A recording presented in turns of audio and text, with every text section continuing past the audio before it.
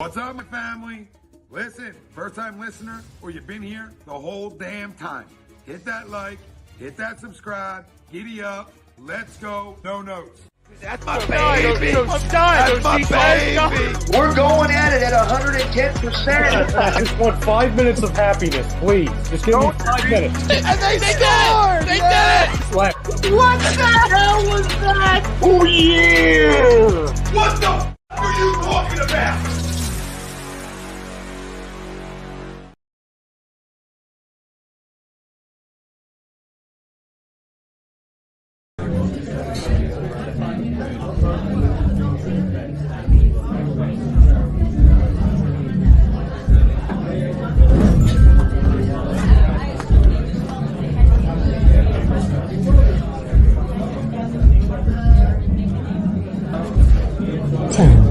Nine, 8, 7, 6, 5, 4, 3, 2.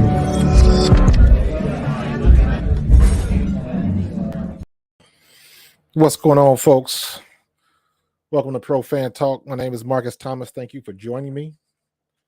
And just kind of chilling on this Thursday. Not much going on. Not a game this week. Chilling on into the bye week. 8-1. That sounds good. It feels good. The most important thing is that quarterback one, Mr. QB1 himself, Jalen Hurts, has a week of rest. Lord knows he needs it. It was a rough one. Everybody's heart was in their throat when he got up slow after that hit right before halftime. Thank goodness that he was wearing that knee brace. Usually situations like that, because before in the past, that one time he wasn't wearing the knee brace and he comes in the second half and he's got it on. So obviously he should have been wearing it. Thank goodness he was wearing it, or that situation could have been a lot worse than it actually was. That's one of those things. That's one of those hits where if he was 100% healthy, that could have taken him out for sure. So glad we avoided that. Very glad we avoided that. But like I said, we go into the bye week 8-1. I'm still pissed that we lost to the damn Jets. That still makes me mad that we lost to the Jets. I see all the people in the chat. I appreciate you being the first ones out the limo as usual. But not much going on for the Eagles and a lot going on for the Eagles. I like where we are. If you would have, and I'm sure a lot of people took polls and stuff like that at the beginning of the year, would they have predicted the Eagles at 8-1? And a bad quarter from 9-0, I don't think anybody would have predicted that. I don't see that happening. And we'll get into the rough schedule stuff. I'm so tired of that argument. We talked about this a little bit last week. Tired of the fact that everybody's talking about the Eagles like we didn't get better, and all of the other teams that we got to deal with are advancing, getting better, making strides. And it's like Eagles are just standing still like we ain't doing nothing. And I don't buy that. I don't buy that at all. Because it ain't happening. And the thing about last or Sunday night with the Cowboys, if that didn't show you anything, because I'm tired of this all of a sudden new narrative for the Cowboys. If you're a Cowboys fan and you're following it, you drinking this Kool-Aid about a moral victory, y'all can have that. Y'all keep that flavor. Because we all about winning over here. And to me, as much as I don't like the Cowboys and the Cowboys fans, that's disrespectful to the real Cowboy fans. See, that's that new era of Cowboy fans that don't appreciate, don't even appreciate or have never seen the real reason y'all think y'all America's team. Y'all wasn't around when the real work was being done by Troy and Emmett and Larry Allen and Michael Irvin and that whole crew. Y'all just came through when the star was the best logo in the league. And it just so happened that the television contracts picked up on that and they ran with it. That's why Dallas is so popular around the country. Most of these people ain't never seen Troy Aikman play. So if y'all want to stand for that mediocrity, and like I said, if you're a real Cowboys fan, like my boy Paul Spencer, I would feel disrespected. I would feel disrespected. I saw some stuff online. The one girl, one Cowboys fan, she talking about all the people that say we never play good teams, and we finally played a good team, and we hung with them. That's the crux of her video. We hung with them, and we've proven that we can hang with a good team. The whole aspect of winning, we almost won. We almost won. She says this in the video. We almost won.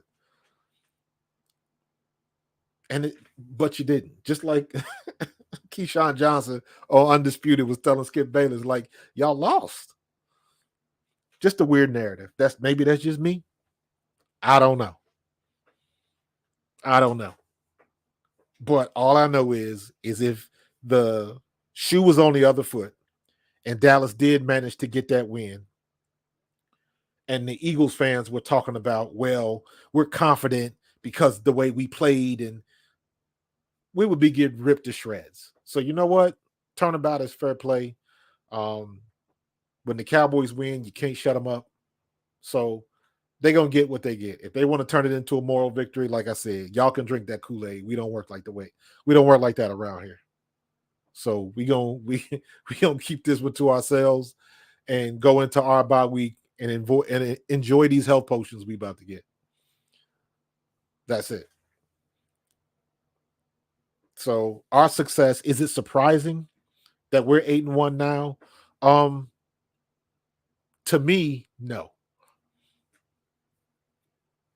No. Excuse me.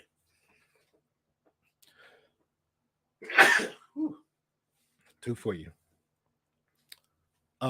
Is it surprising? It is not to me. Well, what's surprising is how we lost and who we lost to. I'm glad Jalen Hurts got that game out of the way because he hasn't played that bad since. He hasn't made those mistakes since. He's gotten better for it. As he likes to say, the standard never changes. The standard is the standard. Keep the main thing, and all them other cliches that he's got. I'm sure he's going to put out a book before it's all said and done. But that's where all that stuff takes place. This is where it comes into play. And we're getting all of these boys that are banged up back. We're getting them back. Hopefully Jalen can get back to 85, 90%. So Jalen can start running the way we know he can run. Go back and just pull up any Jalen Hurts highlights from 2022. And you look at how fast and how quick he was last year. And then you juxtapose that against what you're seeing now. And you can see the difference. And then you can really get a understanding of how bad his knee is hurting. And saying all of that to say the Cowboys couldn't beat us when they were at their best. We took their best shot. And our quarterback is not 100%. And our secondary is in shambles. And we took their best shot. And we came out on top. All those Cowboy fans talking about Dak Prescott was the best player on that field. Okay. I'll agree with you. In my opinion, Dak Prescott was the best player on that field that night. And you can put in a strong argument for CeeDee Lamb because you got to have somebody to throw to. But Dak and CeeDee was lighting it up. However, don't think for a second that us, Philadelphia fans, don't know what it means to see your best player take over a game and come up short. Did anybody watch the Super Bowl? Jalen Hurts was the best player on that field. And in my opinion, we fell short by one play. Jalen Hurts was as close to perfect as you could get. The one chink in the armor, his Achilles heel, was that fumble that we gave him 6 points. We don't give him that 6 points, we win the game. Obviously, there are other things, the play at the end, the punt return, the way our defense went. Yes. But I'm looking at it from strictly his performance. And even with that one mistake, he played lights out. He broke records. He did things that no Super Bowl quarterback had ever done. So fast forward to now, and now we take the Dallas Cowboys' best shot, and we don't have a healthy quarterback, and we don't have a healthy secondary. And you got one of the best receivers in the league, so you say, and you got one of the best quarterbacks in the league, so you say, and we still came out on top. Don't blame that on the refs. Don't blame that on missed calls. Blame that on you were down at the red zone. We gifted you 3 penalties and got you 60 yards in 20-something seconds to get you in our red zone to take the game from us, steal it from us. Give it right back. Your quarterback, Dak Prescott, missed open receivers on that drive. Your quarterback, Dak Prescott, got sacked when he shouldn't have taken a sack. Your quarterback and your coach got to delay a game. Don't blame that on the refs. Y'all had an opportunity to steal that game, and you couldn't make it happen. So we came out with a game, and here's my prediction: is that we gonna win the sweep, because I believe when it's time to go back to Dallas, and I'm saying this, barring any injuries, Jalen Hurts is going to play. We need to have our starters in the game. If all of our starters are playing, I don't see Dallas beating us when we go to Dallas. When is that? December 10th? Yes. I see us coming out of Dallas with a victory and a sweep. Because we're going to be better then than we are now. Barring injury. Because injury is important. We got to figure out what we're going to do without Dallas Goedert. I think Oscar Okwe-Egbunam can be a player if they decide to use him. He is very athletic, very big, very fast, and he can catch the ball. I'm going to have to go back and look at some tape to see what his blocking skills are like. I am not sure. But there's definitely some things that we can do, right? We're going to be better then than we are now. You really have to look at the impact of Jalen Hurts' progress as a pocket quarterback. Nobody saw that coming. All they saw was the RPO. How far can he take you with the RPO? How far is he going to take you with his legs? And his rating now, I believe his passer rating is like 110. It's lights out right now. Ever since he's been in the situation where he can't run. Now, here's the funny part. Part of the reason our rushing average is so low because you have to take into consideration all of the sacks that Jalen has been taking. because he's not just breaking out of the pocket no more. Sometimes he's just going down, taking the L, and you live to play another play. So all of those sacks and tackles for losses, that lowers our average rushing. So you definitely have to take that into consideration. He's getting around the corner and he's buying time. He's not looking to take off anymore because he knows his wheels aren't at 100%. So we'll take that into consideration, and you got to think about that. So his progress as a pocket passer is a big reason why we're having the success that we're having. The reason why A.J. Brown is having the year that he's having, he is in the MVP picture, without a doubt. But he's nowhere near that if he doesn't have somebody that can throw him the ball. So you got to give props to Jalen Hurts and his progression as a pocket quarterback. And for all those naysayers that didn't want Jalen because he couldn't throw the ball, this is what happens when you find somebody that's willing to put in the work and find the right people to work with. So hold on for a sec. Pause right there, and we're gonna hit this Royal Billiards ad. Hold up. Royal Billiard and Recreation, proudly celebrating 40 years and our new, bigger showroom. Twice the size and twice the fun. More pool tables by Olhausen. More dartboard sets, including custom reclaimed backboards. More bar and kitchen stools that can change a room. And more bars, including pre-built and custom. Hot tubs, skee ball, shuffleboard, outdoor, and fun. Royal Billiard and Recreation, your ultimate game room store. Now located on Bethlehem Pike in Colmar.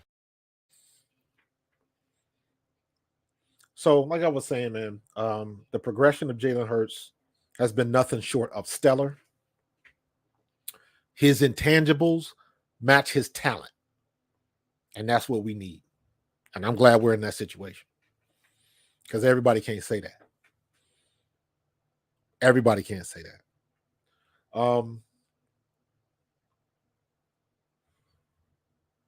What are we going to do? I'm very interested to see what Brian Johnson does and how he works out this situation without Dallas. We got Grant Stoll. Calcaterra is still injured. I believe he's nursing a concussion, I believe. So you're going to have Albert Owen there, and we got to figure out a way to be able to use those sets. Are we going to take the tight end out? Maybe we can put Julio Jones in there. Not as a tight end, but you put him in the same spot. And the only thing he's doing is he's running the same routes the tight end run. You can do that. That's part of the chess match. I'll take Julio Jones over a linebacker. We can still win that battle. So that's a chess match. That's a chess piece that we can use. So very interesting to see what Brian Johnson is going to do with that. He's got some plays in the playbook that can utilize that type of talent. And not for nothing, I want to see Albert. I'm telling you, look up this kid's highlights. This kid is dynamic and he is big. To me, he's not quite as big, but I see the athletic ability like Antonio Gates.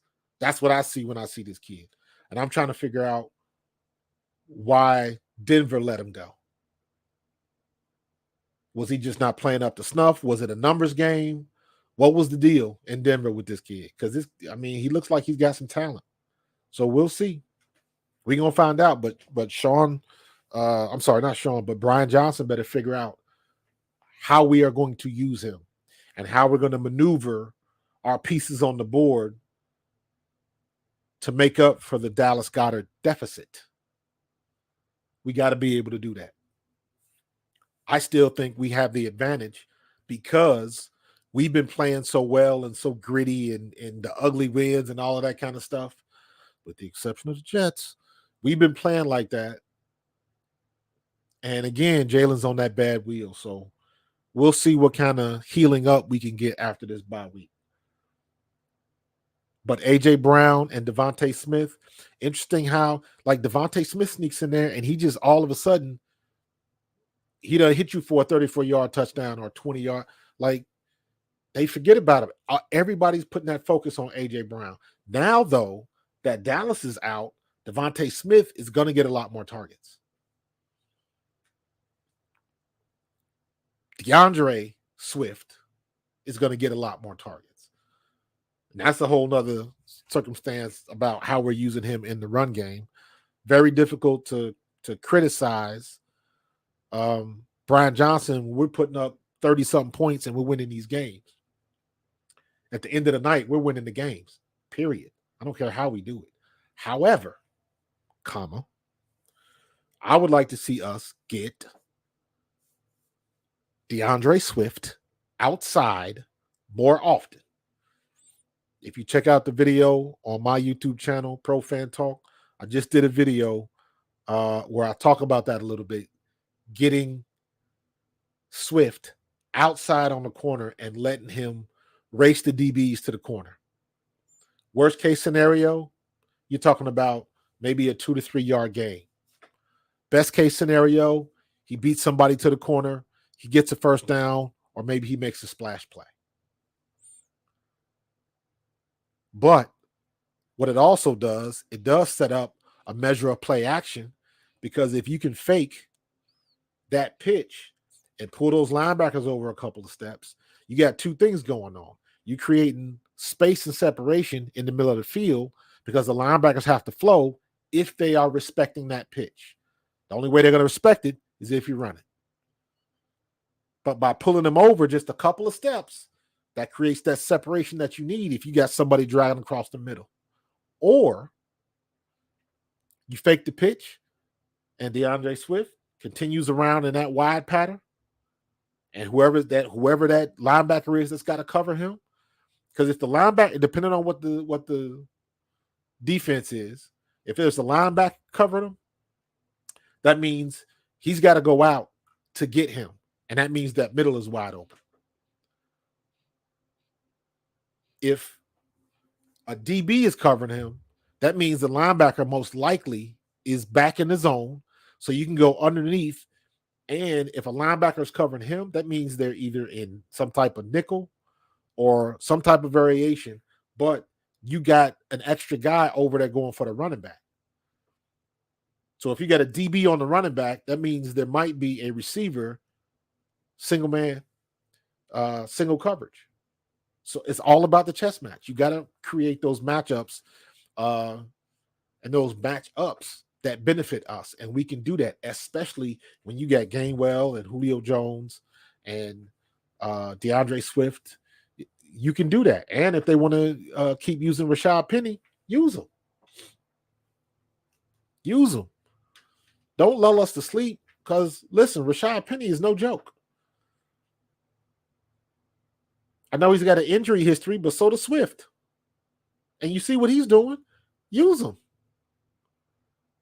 If he getting hurt and he can't come in the game, what's the difference if he on the sideline? What is the difference? You can get anybody to go down there to field a kick. You can't return kicks now anyways. They all kick him out of the end zone. So what difference does that make? Put Covey back there. But if you're not going to use him, what difference if he's on the sideline or if he's hurt? Doesn't make a difference. So I say use him. But we're in the back half of the season now. So now you got to open up some new plays in that playbook. That's for sure. That is for sure. So one of the things I am hoping coming off this bye is that these boys have been in the film room and Sean Desai is putting together this formula that can tighten this defense up. We can't keep putting James Bradberry in the slot. Eli Ricks is always in the slot. Eli Ricks was getting cooked on CeeDee Lamb. Bradberry was getting cooked. At one point, Zach Cunningham had lost the matchup battle and ended up guarding CeeDee Lamb. And it's like, what are you doing? And he tried to grab CeeDee Lamb off the line of scrimmage and literally whiffed. And Dak didn't see him. So that's one of those plays where we just got lucky. because that is a matchup you want to see. CD would have been deep in the middle of the field, would have been about 15 to 20 yards deep with nothing but green grass in front of him. But Dak didn't see him. That's what we have to avoid. On the flip side, we got to put ourselves in situations like that on offense. But that's what you want to do. You want to get those type of matchups. And right now we can do that. We can exploit. So we got to see what's going on with our offense. With our defense on the bye. Keep Bradberry at corner. You got Bradley Roby coming in. He'll be another slot or a safety, depending on what coverage they're playing. Blankenship's back there. Byard's back there. And Slay. Slay's been okay. Bradberry's been suspect all year. Byard, I just think he's not comfortable yet, in my opinion. He's still a good player, but he looks like he's still thinking of what he has to do on the field. And you know me, if you're thinking, you're already a step behind. So, Brian Johnson, Sean Desai, get in that playbook this week. You got a whole week, nothing else to do. So get it together. I'm sure Jalen's going to be around, getting treatment and all of that kind of stuff. So let's make the most of this time that we have off. It couldn't have come at a better time. The only major loss we have is Dallas Goedert. And basically you're looking at probably, they say it's about a 4-week heal for his injury, for his fracture. But I would say at least 6. So that puts him back at 1, 2, 3, 4, 5, 6. Maybe when we play the Giants. Maybe I'm seeing Dallas come back either the Giants or Arizona. At best, maybe he comes back at the Seattle game, because that'll be week 5. 1, 2, 3, 4, 5. That'll be the 5th week that he's been out. So actually the 6th, because if you count this week, we don't play. So yeah, so fast forward that, give that an extra week. So that'll be 1, 2, 3, 4. So it'll be 4 weeks in San Francisco, and that 5th week, the 5th and 6th week, it'll be Dallas and Seattle. So they're talking about he'll be out for about a month. So that should bring him back on the roster, the Dallas game or the Seattle game. So I already know Kansas City's going to be tough. I believe we can beat Kansas City, but our secondary's got to be tight, or Mahomes is going to eat us up. But Mahomes is not. They're not looking as potent as they did last year. He can still burn you, but they just look vulnerable right now. They're not putting teams away. Miami should have beat them. If Miami's offense, for whatever reason, they decide to crap the bed in that game in Germany, if their offense could have done anything in the first half, Miami would have won that game. Defense was playing well. The defense held Kansas City to 2 scores. That game was 21-14, and the only reason Miami had 21 is because they have that scoop and score on that fumble recovery of Tyreek Hill. And that, to me, that's just karma. Tyreek, you can't be talking all of that smack. That's just karma, dude. Get off social media and play.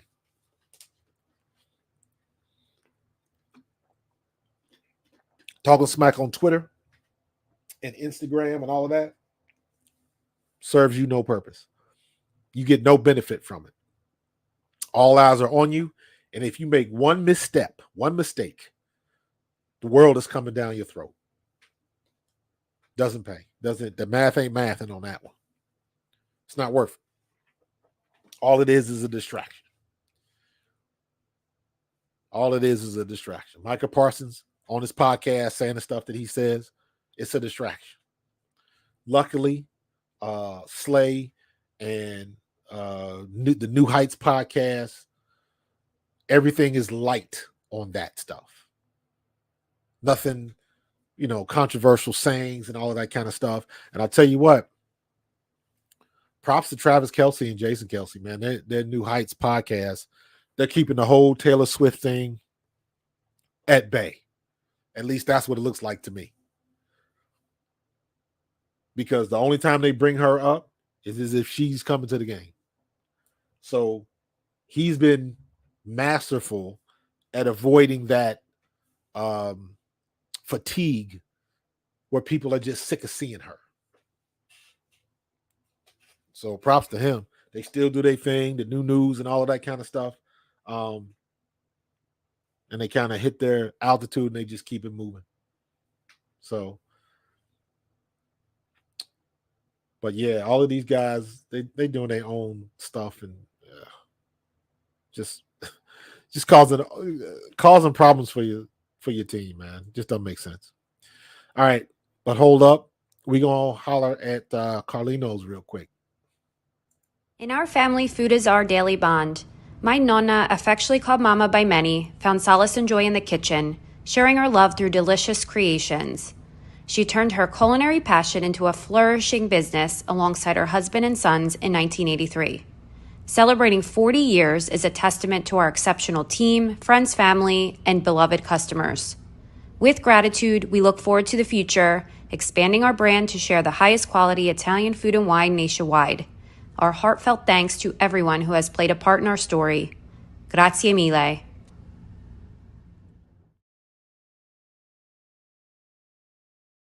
Damn, that made me hungry. For real. Let me see. So we are 1, 2, 3, 4. So we got Buffalo, San Francisco, Giants, and Arizona all at home. And you can see the benefit of those crazy people at the link. You know, you can that energy in that stadium is tangible, right? You can feel it. So we got to keep that energy up. Kansas City is going to be a good game, but I think we can take Kansas City. Buffalo is going to be a good game. I think we can take Buffalo. There's nobody left on our schedule that we can't handle. KC is going to be the toughest game, in my opinion, because Mahomes does Mahomes things. But now, Jalen Hurts is doing those same type of things. If he's available to run, and I keep going back to that because I know how much better this offense would be if he could run like he normally runs. But he's learning something right now, and he's evolving, man. That Pokemon is changing into something else.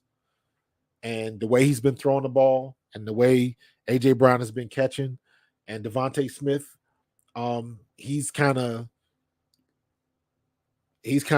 leveled up. He's leveled up. So we'll keep that going.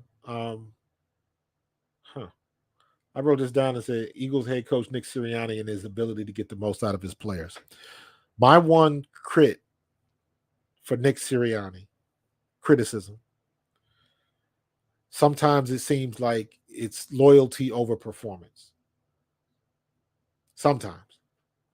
And what I want to see is whoever the right man for the job is, get him in there. Period. We got Julio. Quez is coming back. Oz has been playing well. They had Tyler Steen in there at right guard. Opeta was out. And I didn't realize, I thought Opeta was hurt. Opeta could have played, but they chose to go with Tyler Steen. And I tell you what, man, they gave that kid a baptism by fire. Your first start and you're going up against Micah Parsons. That ought to give him some supreme confidence because he didn't play great, but he didn't play bad either. He let Parsons get through a couple times, got some hurries and some pressures, but there's not too many vets that can handle Micah Parsons like that. He's going to get his eventually. So I look at it from the standpoint of if you had your best offensive guard in there, he was still going to get some pressures. That's what he does. And he's good at it. So to have that performance we had by Steen is I'm good with that. I'm good with that. He made some mistakes. He's got some technique and footwork to get better at. But for the most part, I would say he graded out. He probably got, in between the 75 and 80.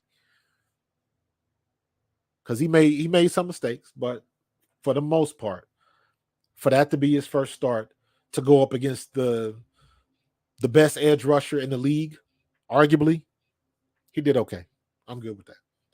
I like Sua Opeta, and I want to see Sua Opeta start. I don't think Green is Steen is ready for it yet. So, but I trust Stoutland completely. He made that choice for a reason. And you already know it's going to pay dividends because now he's got experience. He's got experience. You don't get good unless you can play. You can't play unless somebody gives you an opportunity to play. So I like to see him make the most of that. And he's going to continue to get snaps. But I think Cam Jurgens will be back at right guard. So that'll be a definite boost for us. And I really want to see if this affects the way we run the ball inside. I'm always, you heard me beating that dead horse about getting DeAndre Swift on the outside because he's been hitting all those tackle-to-tackle runs, but just not lately. And I'm wondering if Cam Jurgens is the key to that. I'm wondering if the guard play is what's been holding us back. We shall see. We shall see. But we're in a good spot. We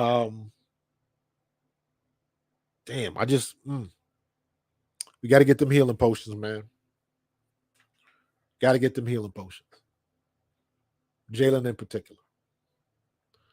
But you know what? What time is it?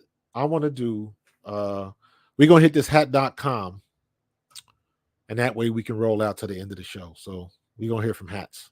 Hats.com is the premier destination for quality and fashion-forward hats and more, with designs for every style and trend. Locally based and run by Philly sports team fanatics, Hats.com can help you elevate your hat John. Utilize the easy-to-use guides at Hats.com to find your perfect size and style, and shipping and returns are free. Hats.com. Find yourself in a hat. Use code Philly for 15% off your order. Hats.com. Yep.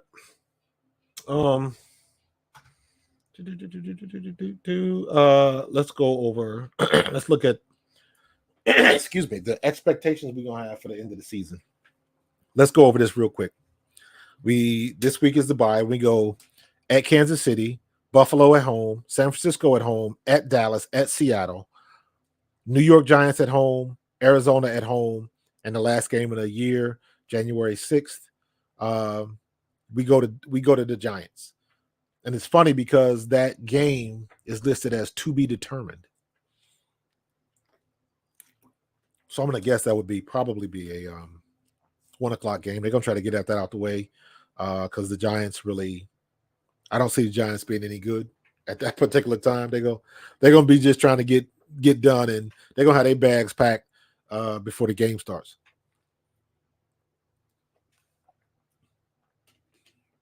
That's going to be one of them situations where the players, as soon as the game's over with, the players just getting their luggage and going straight to the airport.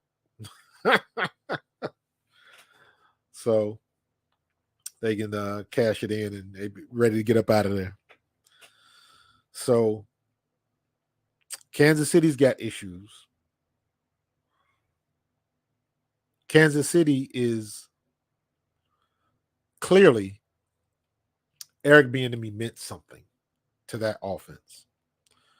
Patrick Mahomes is still Patrick Mahomes. Don't get it twisted. He still does video game type stuff.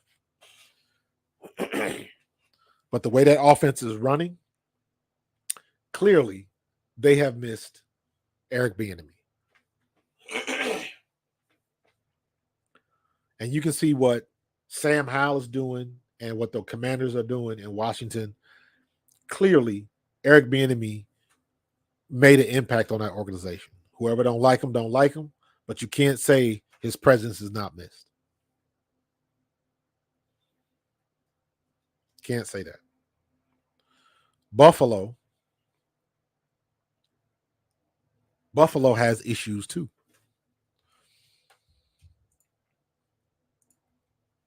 Buffalo just got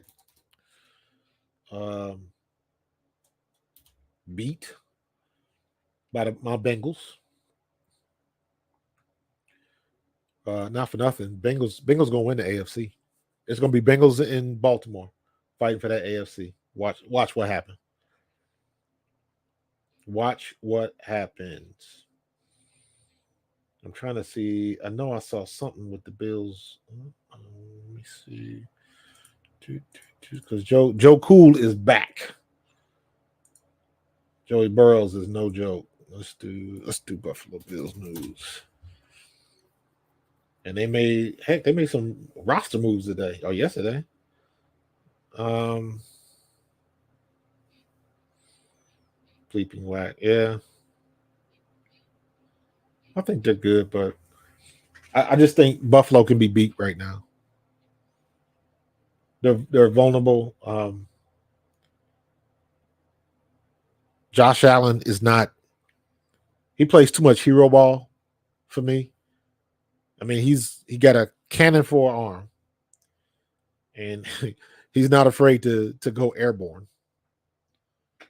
And but he throws picks. He turns the ball over. So that is something that we can exploit.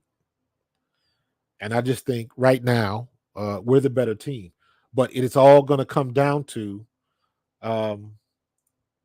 what our secondary looks like after the bye week. That's what it's going to come down to. The Buffalo offense is not where it needs to be, nowhere even close. They are not playing efficiently. They're not playing confidently. And they're looking for a Buffalo offensive explosion. And they're going to keep waiting for that. So we'll see how that turns out. But I think we can take Buffalo. San Francisco is going to be a game. Their defense is formidable. Their secondary is a little suspect too. But they got CMC and Debo. I think Debo will be back by the time we play him. And they're missing Debo. It is my opinion that CMC is probably he's got a good chance of being the first non-quarterback MVP in a while. So I'm hoping that happens. Maybe him. I know A.J. Brown is in the picture now. A couple of others that non-quarterbacks. So we'll see what's going to happen. But San Francisco, they are clearly missing D'Amico Ryans. After they lost that first game, Steve Wilkes got lamb-basted. They were killing him on that last score to go into the half. They were roasting him. But guess what? He's still there. And he's still calling plays. But clearly, they are missing D'Amico Ryans. So we'll see what Wilkes has in store, because I think the story said this week he's going to be on the field this week instead of being in the booth. So, again, I feel like that's a game that we can take. That's going to be a tough game if Debo and CMC and Ayuk, if everybody's healthy. I know they still got that one offensive lineman. His name is escaping me, but I believe he's their starting right tackle, I think.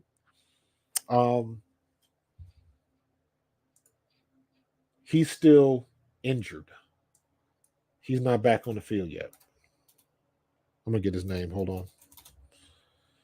Trent Williams. 5 hours ago, Trent Williams might have a severe ankle injury that has slowed his recovery process. And also, 49ers defensive coordinator Steve Wilks to call plays from the sidelines versus the Jags this week. And so it'll be interesting to see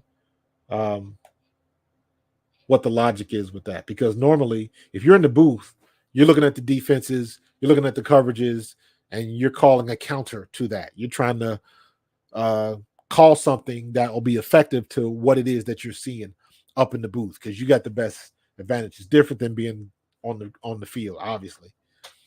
So why they want to switch him means that they don't trust him in the booth overseeing everything and calling out what he sees.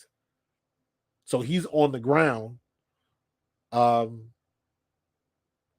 He's going to be helpful. I just find it very interesting that after that loss, and we got 2 losses in a row, now you make that switch, take him out of the booth, get him on the ground, and you basically just flip-flop. So let's see how this works. But San Francisco has issues. He's one of them. So we got to have our defense, and again, hopefully our secondary will be intact and healed up, and we'll get some players back. And now the one thing about Bradley Roby is he's been sidelined for a while. He got here, then he got hurt immediately. I believe he got busted up in practice. So he hasn't even been on the field yet. But we got what we got. It's not working what we're doing now, and we got to find another solution to it. So again, Sean Desai, it's on you. You got to get the stock up, bro. Then we go back to Dallas on December 10th, and I'm of the opinion that we can sweep Dallas. And I think if we beat Dallas in Dallas, that might take them out of the playoffs. Good chance of that. Not saying that it will, but a good chance of that. And obviously it depends on what everybody else in the division does. So we'll see. But I think we're gonna sweep Dallas, because I think Jalen Hurts is going to be a lot healthier when we play Dallas. And that's going to make all the difference in the world. That's going to make all the difference in the world. At Seattle. Seattle just got gut busted this past weekend by Baltimore. Now, Seattle, Seattle's supposed to be really good. I didn't see it like that. Seattle is not a team that I'm fearing. They got some issues going on. I don't know what the hell's going on with DK Metcalf. If he needs to be medicated or whatever's going on with him, I don't know. But they got to get that together, because he's one of their best. So I'm not scared of Seattle. I know we don't have a particularly good record in Seattle, but all of these records and history and all of that kind of stuff has to go out the window, because Jalen Hurts is doing things differently. So it doesn't matter. Doesn't matter what the record is for the last 10, 12 years. We on a new regime. So we'll take Seattle. We better not lose to the Giants, and we better not lose to Arizona. And we better beat the Giants twice. How are we going to have the Giants, Arizona Giants? So we play the Giants twice in 3 weeks. That's some bull jive on them schedules, man. That's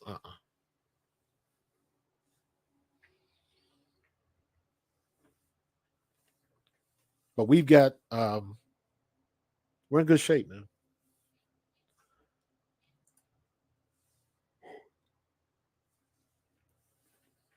What is our potential path to the Super Bowl? Very easy. We have to win the NFC East first. Got to stay healthy, and we got to win the division in that order. These injuries have been kicking our ass this year. This is the law of averages catching up with us from last year. We didn't have too many major injuries. We had CJ, GJ, and then we lost Jalen for about 3 weeks towards the end of the season. So for the most part, for most of the year, we kind of avoided anything major when it came to injuries. Now, they catching up with us. Law of averages is just catching up with us. But I think we'll be good. We made it to the end, or we made it to the end of the first half of the season. Now we're coming into the second half of the season a little bit refreshed and relaxed, and we can go for it. We can go for it. Still pissing me off that we lost to the Jets because they are not a good team. Aaron Rodgers got y'all fooled out there throwing like he's going to come back anytime. I'm telling you, that's bad for business. Don't do it. Don't do it. He comes back now. He's way too early.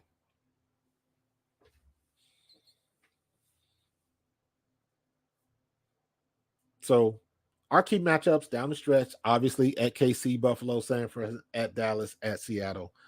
And people think we're gonna lose one of those games. We'll see. I'm not scared of nobody on that list. I'm not. Definitely not Seattle. Definitely not Kansas City. Definitely not Buffalo.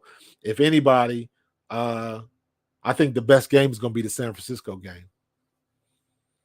There's a good possibility we might take an L on that, but I don't know. The way we've been playing, and again, if Jalen Hurts comes out of this a little bit healthier than he went back in, that's a dub for us. That's a win for the team, for the Eagles. That's how I'm looking at it. That's a win for us. So we'll do what we got to do. We're one of the biggest threats in the AFC.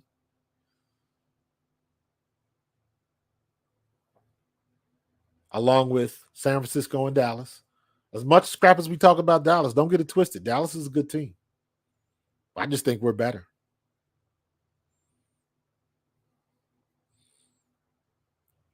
And then, of course, we got the playmakers. We got A.J. Brown. We got Dallas Goedert, Jalen Hurts, and we got the best center in football. Jason don't get really enough credit for what he does on the field. I mean, he does, but he doesn't, because everybody knows he's good. But I don't think anybody. They say they know he's one of the best, but like until you watch film on him and see what he does, game to game to game to game to game, you talking about consistency. This dude got his picture in the dictionary, bro. It's him. He is him. He's got the perfect attitude for this city, and he's good. He's good at what he does. He's not okay. He's not a pretty good player. He is a Hall of Fame level center. Now, I know when he finally walks away, Cam Jurgens can step in with no drop-off. None. I'm confident of that. Because I remember what I saw in the joint practices and the preseason games. Cam Jurgens is a beast. He's just waiting for his opportunity. And again, I trust Jeff Stoutland implicitly. This dude can do no wrong in my eyes. Because everything he touches turns to gold. Every person he touches turns out to be a Pro Bowl lineman.